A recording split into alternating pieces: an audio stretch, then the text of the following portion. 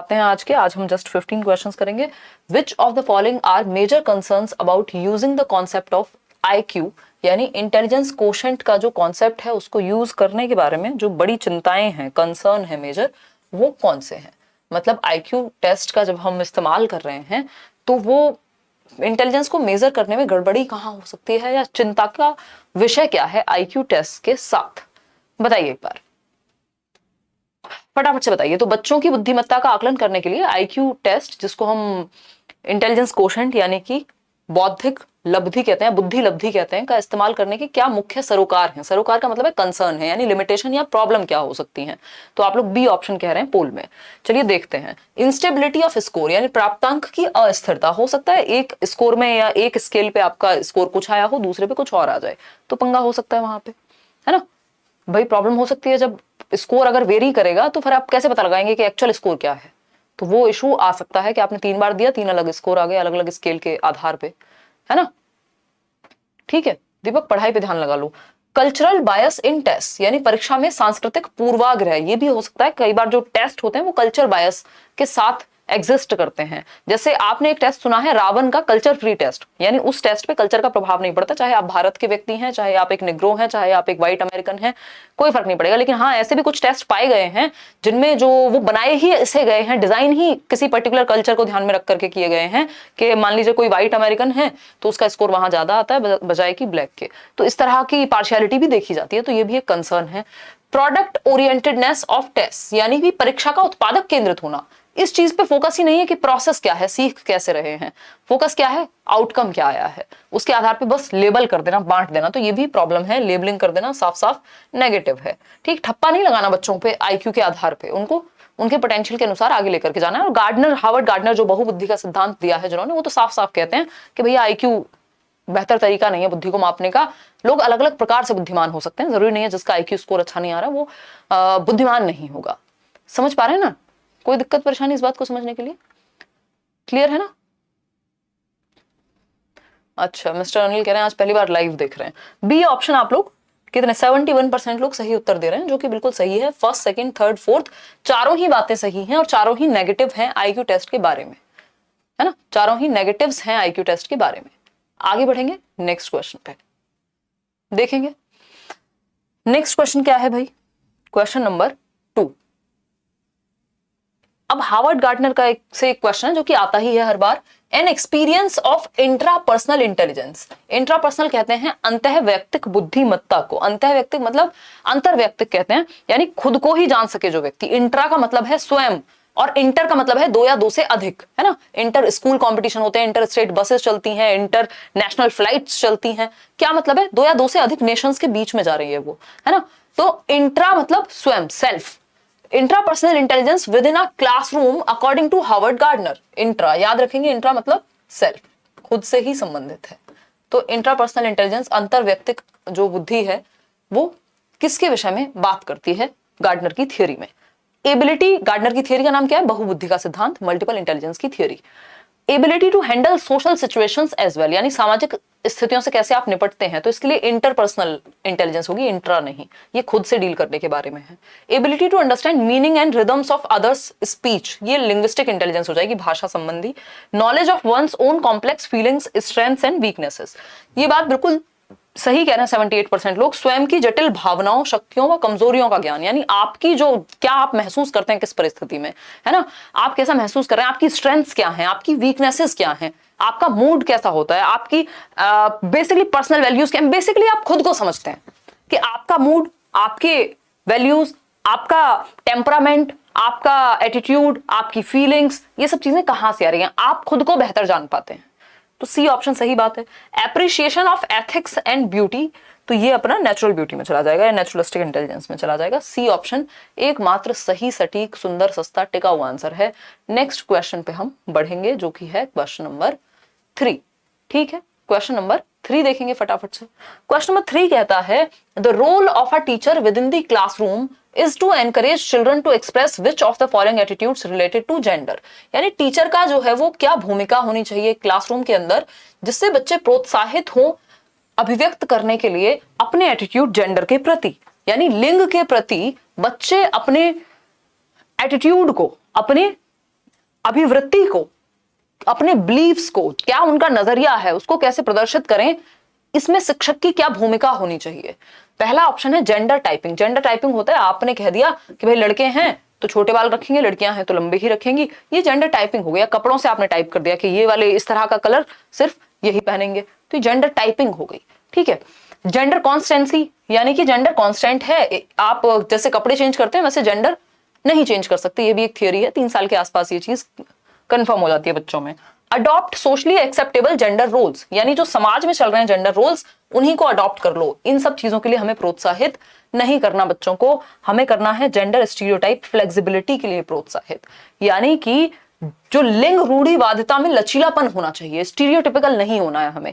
भाई 2 इंडिविजुअल्स हैं, 2 व्यक्ति हैं, चाहे वो महिला हो या पुरुष हो, दोनों की अपनी चॉइस हो सकती है। किसी पुरुष को पिंक कलर भी पसंद आ सकता है, किसी पुरुष को खाना बनाना भी पसंद हो सकता है, किसी महिला को गाड़ी चलाना भी पसंद हो सकता है, इसमें कोई बहुत बड़ी बात तो है नहीं, है ना। तो हमें ये जो जेंडर स्टीरियोटाइप फ्लेक्सिबिलिटी है कि जो समाज ने नियम बना दिया है या समाज ने जो चलन बना दिया है उस पे फ्लेक्सिबिलिटी होनी चाहिए। ऐसा नहीं है बच्चा ये कहे कि यार मैं झाड़ू क्यों लगाऊं आज घर में अगर मेड नहीं आई, मैं कोई लड़की थोड़ा ना हूं, अगर बच्चा है बेटा है तो वो फ्लेक्सिबिलिटी जेंडर रोल्स को लेके होनी चाहिए, स्टीरियोटिपिकल नहीं होना इस चीज में। Adopt socially acceptable gender roles, अगर आपने सामाजिक तौर पर स्वीकृत जेंडर भूमिकाओं को अपना लिया तो कभी भी बदलाव जीवन में नहीं आएगा। ना तो इस तरह से फिर कभी सती प्रथा खत्म होती है और ना ही कभी स्त्री या जो महिलाएं हैं वो आगे आ पाती समाज में। तो ये तो बेकार की बात हो गई, इससे ज्यादा खराब काम आप नहीं कर सकते as a teacher, C option वाले। तो D option is the right answer. अब आएंगे क्वेश्चन नंबर 4 पे। देखिएगा एक बार, question number 4 says in a classroom where students have diverse learning profiles, यानी एक कक्षा का कक्ष जहां पे विभिन्न प्रकार के बच्चे हैं, विविधता रखने वाले बच्चे हैं, विविधता में एकता का देश है हम ऐसे कहते हैं भारत के बारे में। और वैसे भी एक क्लासरूम में अलग अलग तरह के बच्चे होंगे, तो डिफरेंट बच्चे होंगे, तो अलग अलग नीड्स उनकी होंगी, अलग अलग स्टाइल से वो सीखते होंगे, डाइवर्स नीड्स होंगी। इतनी बात क्लियर है, कोई दिक्कत नहीं है इस बात को समझने में, है ना। तो इसके बारे में कौन सी बात सही है? Identify normative level of teaching, यानी सबको एक ही मानकीय स्तर से पढ़ाएंगे नहीं, डाइवर्स तरीके से पढ़ाएंगे, डिफरेंट तरीके से पढ़ाएंगे। Find creative ways of engaging with diverse learning pace of students, यानी अगर अलग अलग तरह के बच्चे हैं तो अलग अलग पेस पे सीखेंगे, अलग अलग दर पे सीखेंगे, अलग अलग गति से सीखेंगे। तो एक तो आप इस तरह से सिखाइए कि जो कमजोर बच्चा है वो भी सीख पाए, जो होशियार बच्चा है, गिफ्टेड बच्चा है वो भी सीख पाए, उसको भी आप ध्यान में रख के चल रहे हैं। तो डाइवर्स नीड्स यानी विभिन्नता का ध्यान रखेंगे क्लासरूम में, कि आप पिक्चर का भी प्रयोग करें, आप एक्सप्लेनेशन का भी प्रयोग करें, आप ऑलमोस्ट सारे तरीकों को मिक्स एंड मैच करके डाइवर्स तरीके से सिखा पाए। ठीक है, इतनी बात, कोई दिक्कत परेशानी दर्द समस्या इस बात को समझने में अगर हो रही है तो मुझे बताओ। फिर आता है C option, create special achievement and remedial sections, विशिष्ट उपलब्धि हम अलग से बच्चों को स्पेशल अचीवमेंट के लिए क्रिएट करें और रेमेडियल सेक्शंस बना दें। उसकी जरूरत बाद में पड़ेगी, जब आप पहले डाइवर्स तरीके से पढ़ा तो दीजिए, है ना। Special achievement and remedial sections, यानी जो स्पेशली अचीव करेंगे उनको तो रखेंगे, अदरवाइज नहीं। Do ability groupings with in classroom, ये नहीं करना, बहुत ही ज्यादा आवश्यकता पड़ने पे करनी होती है ये चीज, अदरवाइज अवॉइड करते हैं हम एबिलिटी ग्रुपिंग के, एक जैसे बच्चों को एक साथ रख दिया। भाई डाइवर्स लर्नर्स हैं तो वो मिक्स्ड ग्रुपिंग होनी चाहिए। ठीक, तो बी ऑप्शन यहाँ पे सही उत्तर होगा। अब आते हैं क्वेश्चन नंबर 5 पे। ठीक है, क्या है क्वेश्चन नंबर 5? देखिएगा एक बार, अगर हम बात करें formative assessment is generally used, यानी निर्माणात्मक आकलन, या इसको हम कह देते हैं, क्या कह देते हैं, क्रिएटिव भी कह सकते हो, फॉर्मेटिव जिसको हम कह रहे हैं रचनात्मक आकलन कहते हैं इसको दूसरी भाषा में।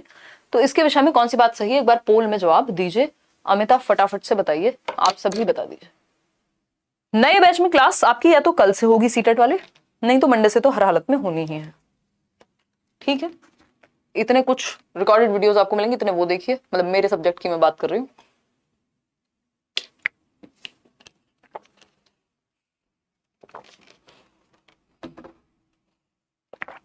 फटाफट से बताइएगा, बी ऑप्शन कह रहे हैं आप लोग 83%।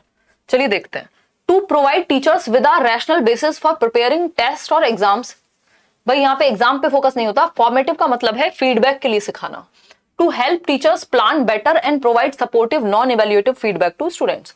To help students develop good test taking skill, नहीं नंबर के लिए नहीं हो रही बात यहाँ पे। डिस्क्रिमिनेट एप्रोप्रिएटली एबिलिटी लेवल, नहीं, बच्चों में भेदभाव नहीं करना। B option should be the right answer, जो कि आप लोग 80% लोग दे भी रहे हैं। क्या है वो उत्तर, कि भाई हम ये कर सकें, क्या कर सकें कि बच्चों को फॉर्मेटिव असेसमेंट से मदद मिले ये प्लान करने में कि कैसे हम और बेहतर तरीके से सिखा पाए बच्चों को ये टीचर को मदद मिलेगी। जब आप फॉर्मेटिव आकलन ले रहे हैं तो ये इसलिए होता है कि आपको फीडबैक मिले, आप ये जान पाएं कि और कौन से तरीके हो सकते हैं जिनसे आप बच्चों को सिखा पाएंगे बेहतर ढंग से। ठीक है, तो शिक्षकों को बेहतर योजना बनाने यानी लेसन प्लानिंग में मदद मिलेगी। सपोर्टिव नॉन इवेल्युएटिव फीडबैक यानी जिसमें आप नंबर पे फोकस नहीं है आपका, उनको बेहतर कैसे सिखाएं इस चीज पे फोकस है, उसके लिए आप इवेल्युएट कर रहे हैं उसको। ठीक है, आगे बढ़ेंगे क्वेश्चन नंबर 6 पर। Multi cultural education is aimed at यानी कि बहुसांस्कृतिक शिक्षा का उद्देश्य क्या है। बहुसांस्कृतिक शिक्षा क्या होती है भाई? जहां पे अलग अलग संस्कृति के लोग हों, डाइवर्स नीड्स के लर्नर हों। फटाफट से बताएंगे फिर आगे बढ़ेंगे। हाँ करा देंगे राजेश, वो तो होती है, रिकॉर्डेड भी होती है, लाइव भी होती है। मल्टी कल्चरल एजुकेशन की जब हम बात कर रहे हैं तो educational equality for children from different cultures with in a classroom यानी ये कक्षा में अलग अलग संस्कृति के बच्चों की समानांतर शिक्षा कह सकते हैं। Educational equality for children from different cultures with in a classroom, दोनों ही बातें सेम है ये तो। शोकेसिंग डांसेस और music of different cultures on specific occasions like annual day of school यानी एनुअल डे पे आप अलग अलग संस्कृति का नाच गाना दिखा रहे हैं, कोई सेंस नहीं बनता इस बात का। Creating special sections, special section नहीं बनाने होते, सिंपल तरीका मल्टी कल्चरल यानी सभी कल्चर्स का ध्यान रखा जाए। तो educational equality for children from different cultures यानी सभी को आप एक रूप में मान रहे हैं, सबको साम्यक शिक्षा बराबरी की दी जा रही है, हर बच्चे को बराबर महत्व दिया जाएगा। ए भी सही है और बी भी सही है ना। ये आपका आंसर की भी आप चेक कर लेंगे, मैंने देखा इसको, दोनों ही सही है क्योंकि ये सेम ऑप्शन टाइप होके आ गया था पेपर में एज इट इज इस बार सीटेट में। ठीक है, तो हम कहेंगे दोनों सही है, ए और बी जो भी आप मार्क कर रहे हैं। आगे बढ़ेंगे नेक्स्ट क्वेश्चन पे। नेक्स्ट क्वेश्चन पे जाएंगे भाई, नेक्स्ट क्वेश्चन पे जाएंगे फटाफट से और फिर देखिएगा। तो ए और बी दोनों सही है यहाँ पे।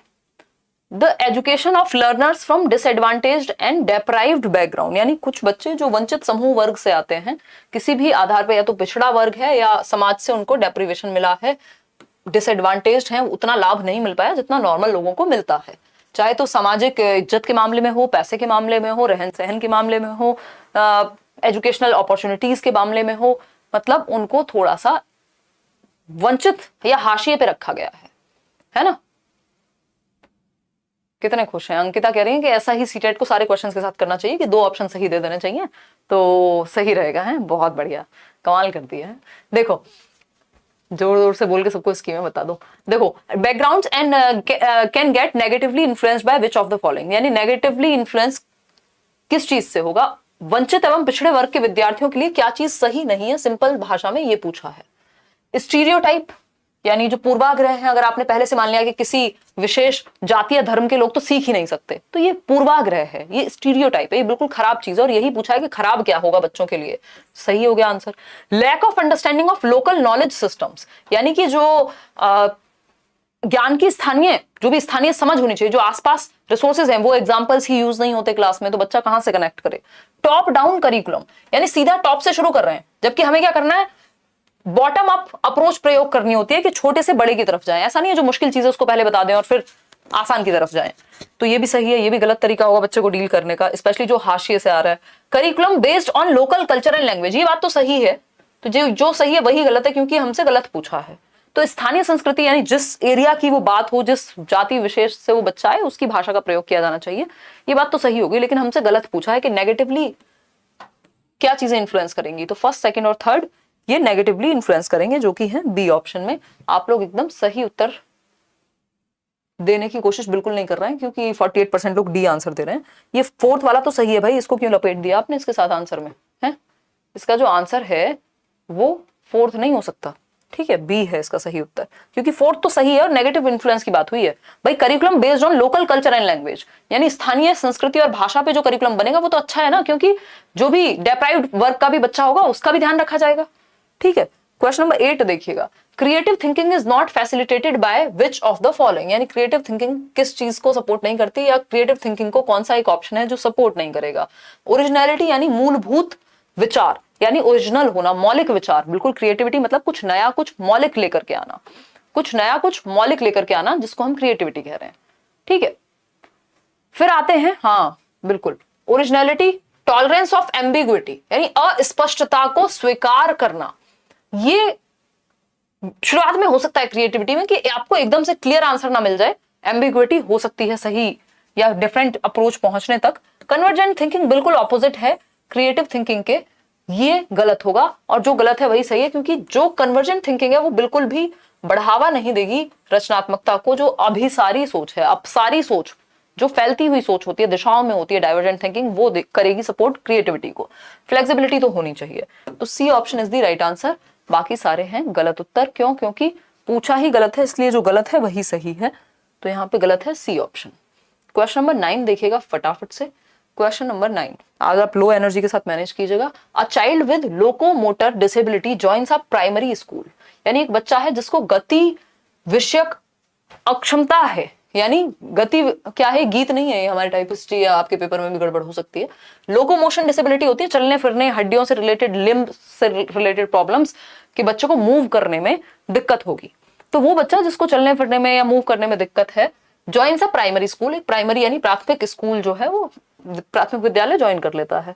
Which of the following would not be a facilitative strategy for inclusion of the child within school, यानी कौन सी एक स्ट्रेटजी फैसिलिटेटिव नहीं होगी। देख रहे हो, नॉट लगा लगा के विनोद बैंड बजा दिया इन्होंने क्वेश्चंस का। आपके सारे आंसर गलत हो रहे हैं क्योंकि नॉट लगा हुआ है क्वेश्चन में, है ना? समझ पा रहे हो कि नहीं, बताइए फटाफट से। मैडम जी तो पोल में जवाब दे रहा हूं।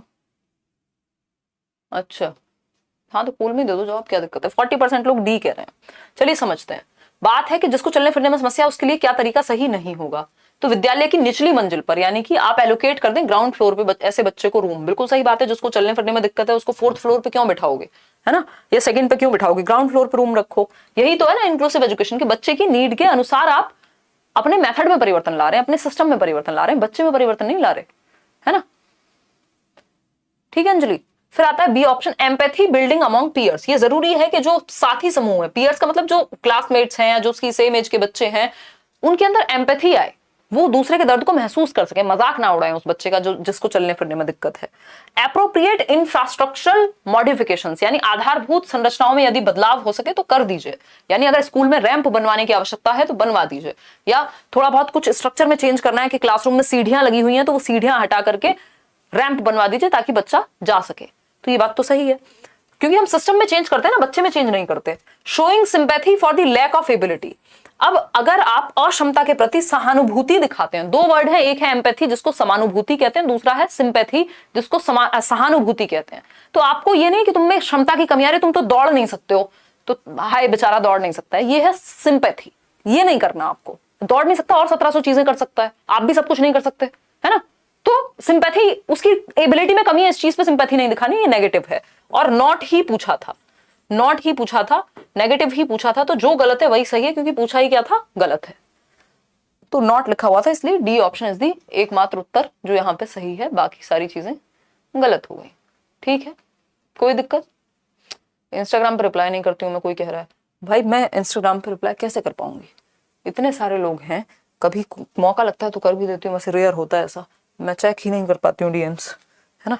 फिर मैं डिस्कशन नहीं कर पाऊंगी ना, अगर सिर्फ कोशिश वैसे मेरी रहती है अगर कभी कुछ दिख जाए तो, बट मैं इस चीज को लेके सॉरी भी हूँ। देखिए question number 10, which of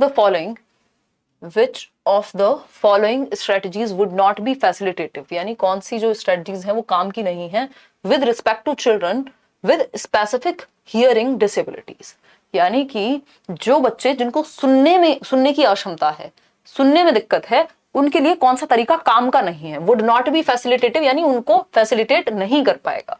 relaxation in specific domains of learning wherever possible, यानी जहां मुमकिन हो वहां अधिगम को विशेष क्षेत्र में छूट देना, कि भाई चलो सुन नहीं सकते हो या सुनने में दिक्कत है तो एक काम करो, आपको हम दिखा देते हैं एक प्रेजेंटेशन, तो रिलैक्सेशन दे दिया आपने, कोई दिक्कत नहीं है यहाँ पे। रीजनेबल एकोमोडेशन इन करिकुलम, यानी आप थोड़ा बहुत परिवर्तन यदि अपनी पाठ्यचर्या में कर सकते हैं तो कर दीजिए, क्या समस्या है। Continual negative comments on errors committed, अगर मान लीजिए बच्चे को सुनने में दिक्कत है और इस वजह से उसकी गलतियां हो रही हैं, तो आप क्या कह रहे हैं, हर टाइम पे नेगेटिव कमेंट्स कर रहे हैं, अरे सुनता नहीं है क्या है, ऐसे गलत कर दिया, मैंने बोला क्या था, तुमको सुनता ही नहीं, आगे बैठे हुए हो, ये सब नहीं करना आपको, ये नेगेटिव है, इससे कोई फैसिलिटेशन नहीं होगा, लर्निंग को कोई बढ़ावा नहीं मिलेगा, बच्चा बल्कि और उसकी नेगेटिव सेल्फ वर्थ हो जाएगी, एस्टीम उसकी खराब हो जाएगी सेल्फ। ठीक, इंडिविजुअलाइज्ड एजुकेशन प्लान जरूरी है कि आप इंडिविजुअल नीड के अकॉर्डिंग प्लान बनाएं, कि जिस बच्चे को सुनने में दिक्कत है तो आप वैसी ही प्लानिंग करेंगे, वैसे ही मेथड्स अपनाएंगे, वैसी ही स्ट्रेटजीज अपनाएंगे उसके लिए, जिससे वो बेहतर तरीके से सीख सके। तो सी ऑप्शन यहाँ जो है वो सही उत्तर है, बाकी जो है गलत है। आगे बढ़ेंगे नेक्स्ट क्वेश्चन पे। क्वेश्चन नंबर है 11, success in schools should be broadened beyond specific academic achievement within school to include। यानी जो सक्सेस है, जिसको हम सफलता कह रहे हैं स्कूल में, वो एकेडमिक अचीवमेंट के पार जानी चाहिए। मतलब जरूरी नहीं है जिस बच्चे के नंबर अच्छे नहीं आ रहे तो हो सकता है उसमें कोई और विशेष क्षमता हो। तो हम बच्चे की सक्सेस स्कूल में सिर्फ मार्क्स से ना जज करें, बाकी डोमेन्स भी समझ पाए, है ना, कि उसमें विशेषता क्या है।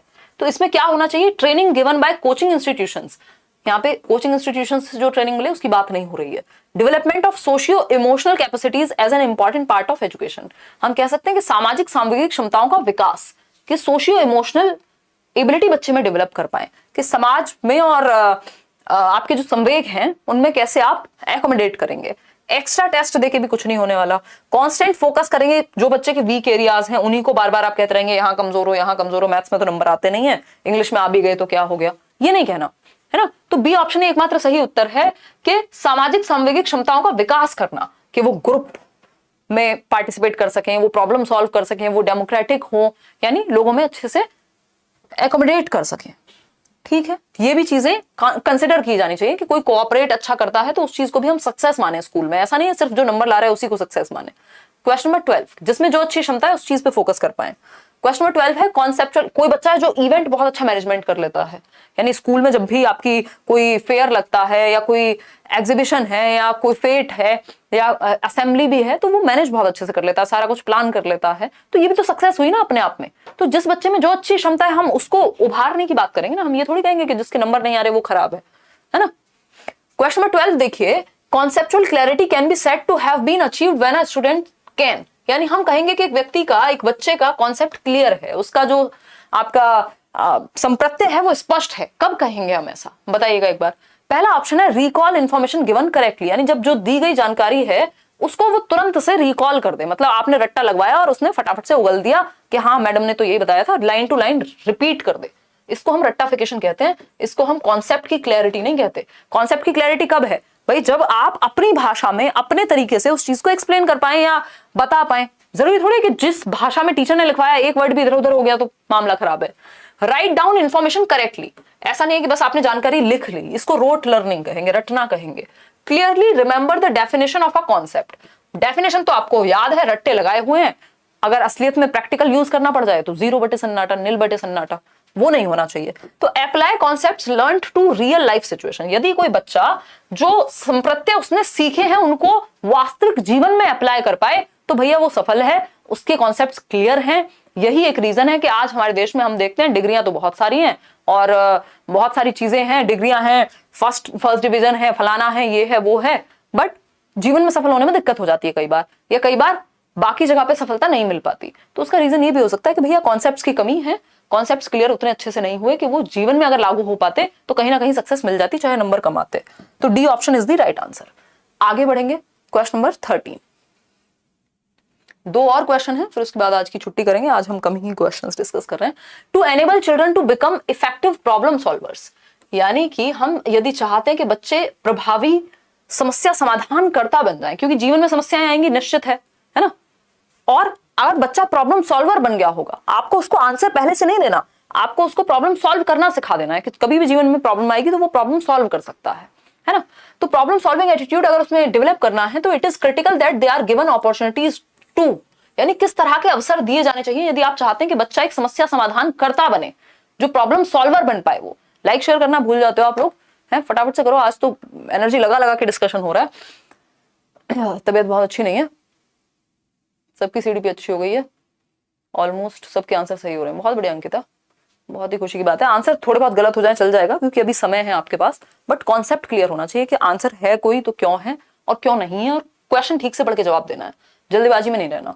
टू एनेबल चिल्ड्रन, यानी प्रॉब्लम सॉल्वर बनाने के लिए क्या करना चाहिए, कैसे अवसर दें। Experiments only in the format prescribed in the text book, यानी ऐसे एक्सपेरिमेंट या ऐसे प्रयोग कराएं जो सिर्फ किताबों में दिए गए हैं उन्हीं को प्रयोग कराएं, ऐसा नहीं है, रियल लाइफ से भी जोड़ सकते हो। Discover a concept through independent thinking, बात बिल्कुल सही है कि स्वतंत्र सोच द्वारा संप्रत्यय की खोज, यानी बच्चा जो है एक कॉन्सेप्ट तक पहुंच पाए इंडिपेंडेंटली सोच करके किसी प्रॉब्लम का सॉल्यूशन, कि यार इसका सॉल्यूशन ये भी तो हो सकता है, ऐसा मौका उसको दिया जाना चाहिए जहां वो अपनी सोच को लागू कर पाए। एक्स्ट्रा ट्यूशन दिलाएंगे तो ये फालतू बात हो गई।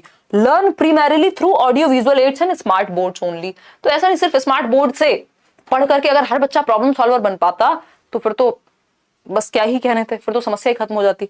तो B option is the right answer कि आप ऐसे अवसर दीजिए जहां बच्चा स्वतंत्र रूप से सोच सके अपने चिंतन पे। सबसे बढ़िया बात यह है एक टीचर की कि वो बच्चे को सोचना सिखा दे, है ना, उसके दिमाग में वो सोच जागृत हो जाए। दिमाग पे जोर तो पड़ेगा लेकिन मजा आ जाएगा, जैसे ही वो सोचना सीख लेगा खुद से तो कमाल होगा। फिर समझ पा रहे हो ना बात को? इतनी बात क्लियर है नहीं? इसका पोल शायद आपको नहीं मिलेगा मेरे ख्याल में, 15 पे दे देंगे, कुछ टेक्निकल दिक्कत है। The errors that children make during the learning process can be, यानी अधिगम की प्रक्रिया के दौरान बच्चे जो त्रुटियां करते हैं, जो गलतियां करते हैं, उनका क्या किया जा सकता है? Use to ascertain their current ability and intelligence, यानी बच्चों की वर्तमान क्षमता और बुद्धि का पता लगा जाएगा उनकी गलती के द्वारा। तो गलती का मतलब ये नहीं कि उनमें बुद्धि की कमी हो गई है और अगर गलती कर दी तो उससे आप जज कर लेंगे कि इतनी ही बुद्धि है इस बच्चे में। गलती सब करते हैं, सबसे होती है, हो सकती है।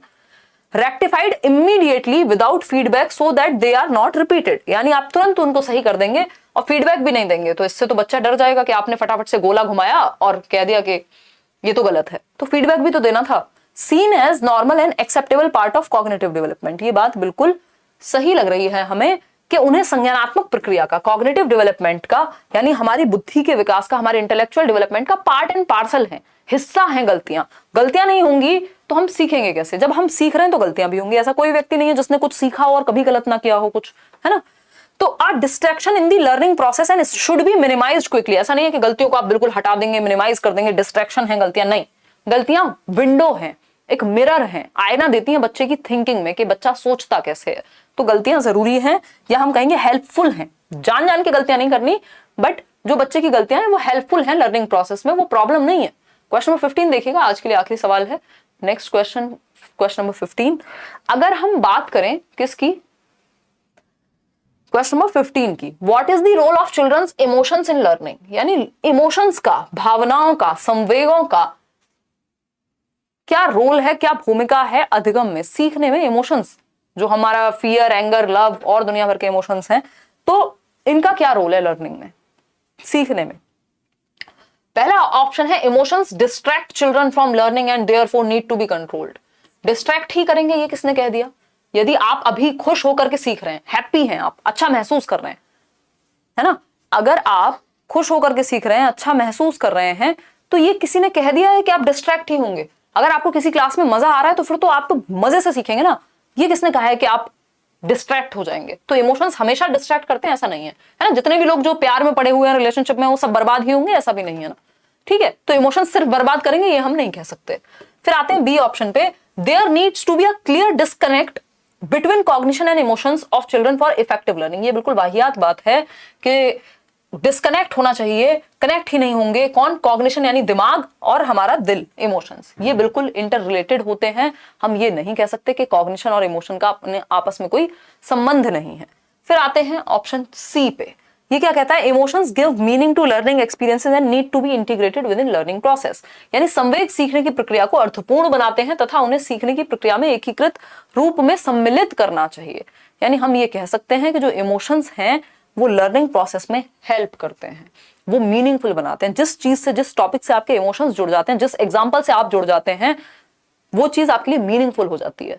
तो इमोशंस हेल्प करते हैं सीखने में, यदि सही तरीके से यूज किए जाएं तो। Emotions make learning process messy and unpredictable, ऐसा नहीं है। हम इमोशंस को मैनेज कैसे करते हैं, सारा खेल उस चीज का है। हम अवेयर कितने हैं अपने इमोशंस को लेकर और उनको सही दिशा में प्रयोग करना जानते हैं कि नहीं जानते हैं, है ना। तो इमोशंस प्रॉब्लम नहीं है। Emotions give meaning to learning experiences and need to be integrated within learning process, यानी संवेग सीखने की प्रक्रिया को अर्थपूर्ण बनाते हैं, मीनिंगफुल बनाते हैं। मजा आएगा आपको यदि आपके इमोशंस से जोड़ दी जाए कोई बात, है ना, जिस चीज में आपको इंटरेस्ट है उससे जोड़ दी जाए, ठीक है। तभी तो ब्रेकअप और पैचअप के एग्जांपल तुरंत समझ आ जाते हैं आपको चैप्टर के अंदर इमोशंस पढ़ाते हुए। क्यों? क्योंकि वो आपके इमोशंस से जुड़ गए, ठीक है। तथा उन्हें सीखने की प्रक्रिया में एकीकृत रूप में सम्मिलित किया जाए, यानी ऐसे लर्निंग में ऐसे कंबाइन कर दो कि एक हो जाए वो चीज और मजे से बच्चा सीख पाए, मीनिंगफुल लर्निंग हो पाए, ठीक है। अब इतनी ही बात थी आज की। आउट ऑफ 15 क्वेश्चंस कितने ठीक हुए ये बताइएगा, और लाइक शेयर करना जितने लोग भूल जाते हैं, नहीं करते हैं, वो भी करके जाइएगा, क्योंकि मैं यहाँ देख पा रही हूँ कि लगभग 6000 लोग हम जुड़े हुए हैं और टोटल मिलाकर के 3000 लोगों ने लाइक शेयर किया। देखिएगा एक बार, ये लाइक शेयर सब्सक्राइब आप कर देंगे।